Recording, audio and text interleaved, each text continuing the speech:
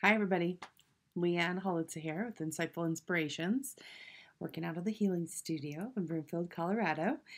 I'm going to talk to you a little bit about creating vision and visualizing into what you're trying to create as far as your reality, what you're trying to create as far as shifts inside yourself.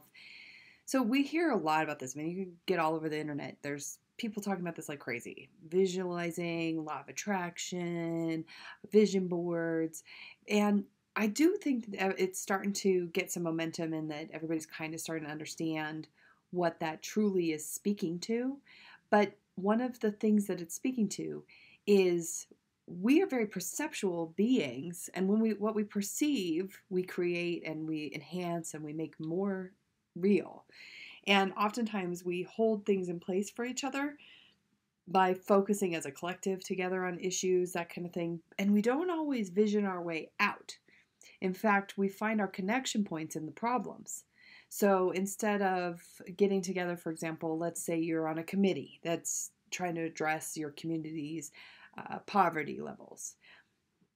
If the purpose of that committee is to address poverty, then that is the foundation of the committee, which ultimately holds in place poverty.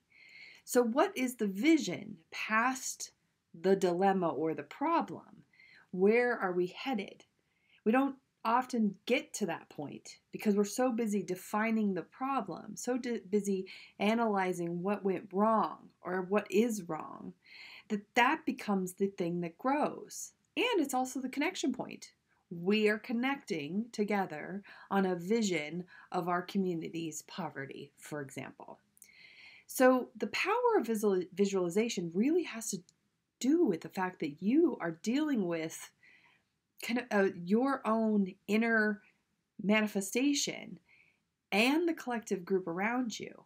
And not everybody's ready for you to come out blazing with a new vision.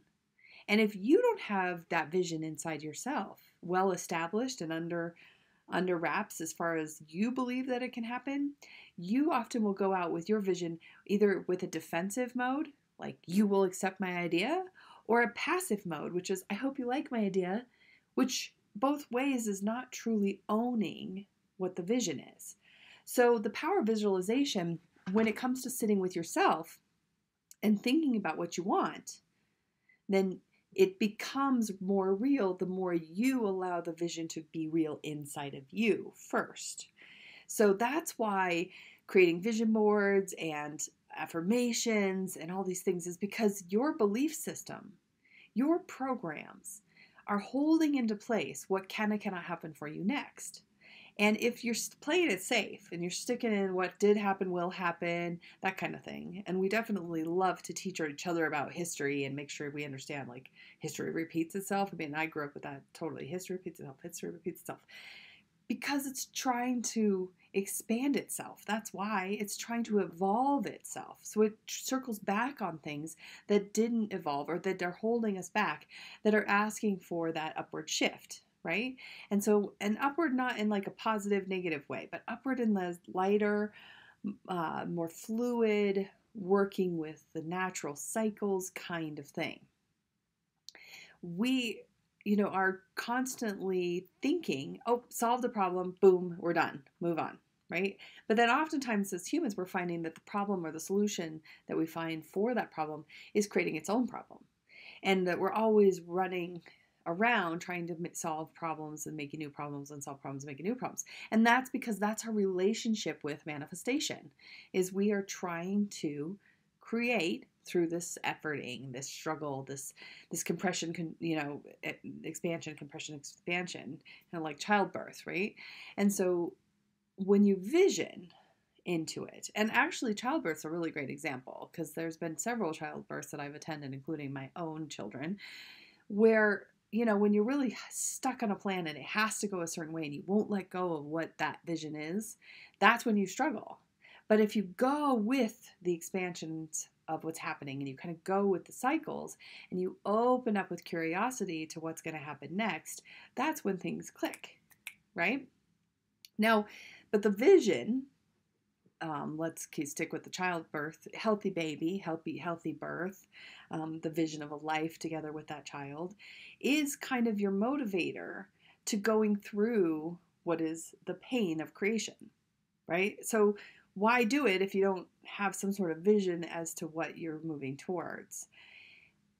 So here's what I'm going to propose, okay? So with all the vision boards and all the visioning and affirmations and everything, and I teach these classes too, so I'm not discounting them, but take it a little bit further and really go to like the very start of your day, every day, and see about visioning into that day. Rather than just waking up and saying, what's on my list, or kind of being drawn along by what's happening, make a declaration.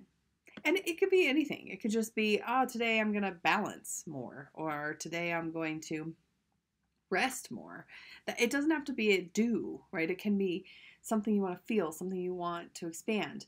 But then vision into that. What does a day like that look like? What kinds of people are around you? What kinds of setting do you have? Really let yourself feel into it, and then see where you can create that vision within your day-to-day life. If that vision lives inside of you, it has the ability to be created outside of you as well. And a couple of little tidbits on this.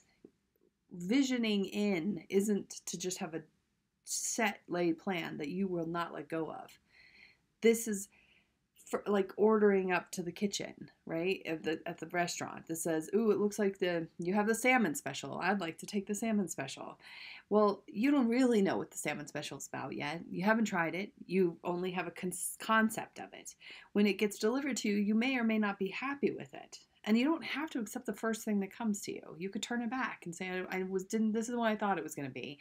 I'd like it to be something different." But when you get stuck in it's not working because my vision came back wrong, or in a way that I found unpleasant after I finally had it, or I thought I had arrived at the end of my vision and now it seems as though that I haven't, then you rock the foundation of what you're trying to do, which is create, right? And if you won't let it expand cell by cell, creation by creation, and every once in a while there's a mistake. And those mistakes are a gift too, because they tell us something about the pattern, the energy that we're in at the moment, and it invites us to course correct. And that's what your vision is for, is to help you imagine things differently. And if you think about it, I'm going to go to the chakra system for a second here. This visioning does best when it's activating the whole system. So I am safe to have this vision. I'm creative and emotionally connected to this vision. I can set the proper boundaries and put the right amount of mindful energy into this vision. I love this vision, and I trust that others will love it with me. The right people, not everyone. I can speak this vision. I can be this vision's communication. I know my truth with this vision, whether or not somebody else around me misinterprets what I'm putting out. And I allow myself to be inspired from a greater source. I'm not having to do this all my own. I work in the flow of co-creation. Okay? So that is what I would like you to just kind of think about. I'd love your feedback. Love to know what you're visioning into, how you vision. I have so many different ways that I try to do this for myself, but always rewriting mine. This year I'm using this law of attraction planner that I actually got for a gift. And, it's working pretty well. It's making me stretch myself and really think about things and stuff that I know and yet stuff I don't practice. But, you can get something like that, or there's so many things out there, but start giving yourself little prompts of your vision and work with that vision and really let it grow. If you think about how much energy goes towards the things you don't want, how much you think about what you don't want, how much you think about what is happening, how much you think about what you don't like about what's happening. And then how do you counter that with any vision of what you want instead? Do you even know what you want instead? Or you just want to complain about what's happening, right? So vision, vision, vision. Okay. I hope this is helpful. Thanks for your energy and time. Take care.